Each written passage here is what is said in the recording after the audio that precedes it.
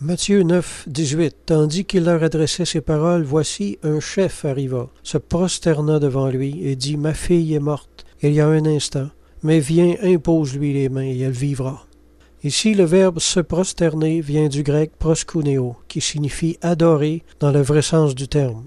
N'en déplaise aux témoins de Jéhovah qui veulent anéantir la divinité de Jésus-Christ, pensant bien faire.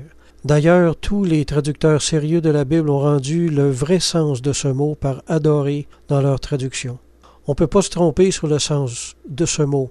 C'est le même verbe qui a été employé en Jean 4, 23, quand il est dit « Il faut que ceux qui adorent Dieu l'adorent en esprit et en vérité ». C'est aussi le même mot employé en Matthieu 4, 10 « Tu adoreras le Seigneur ton Dieu et à lui seul tu rendras un culte ». C'est encore le même mot grec à partir duquel a été traduit Apocalypse 4, 10 et 11. Les 24 vieillards se prosternèrent devant celui qui est assis sur le trône. Ils adorèrent celui qui vit au siècle des siècles, etc. Il y a beaucoup d'autres textes semblables qui ne laissent aucun doute sur le sens réel du verbe « se prosterner ». Les gens qui venaient se prosterner devant Jésus admettaient par ce geste sa divinité. C'est ça qu'ils faisaient en réalité. On voit de telles personnes faire ce geste de foi en Matthieu 2, 11, 8, 2, 14, 33, 15, 25 et d'autres encore.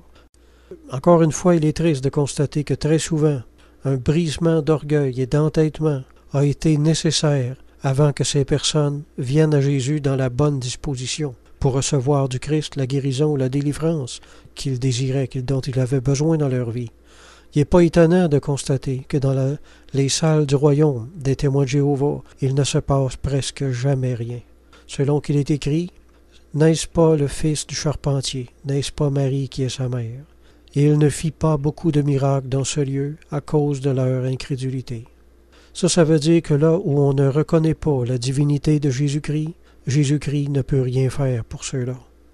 Revenons maintenant à notre passage. L'un des chefs de la synagogue, c'est-à-dire un ancien ennemi de Jésus, dont la rébellion a finalement été brisée par la douleur de perdre sa fille. Il a finalement reconnu ouvertement ce que son cœur lui disait depuis toujours, c'est-à-dire que Jésus était de nature divine. Sa souffrance lui a fait oublier les points secondaires de la loi, puis l'a ramené à l'essentiel de la foi. Devant la mort de sa fille, il a soudainement réalisé la vanité de toutes les disputes nées de la jalousie envers le Christ.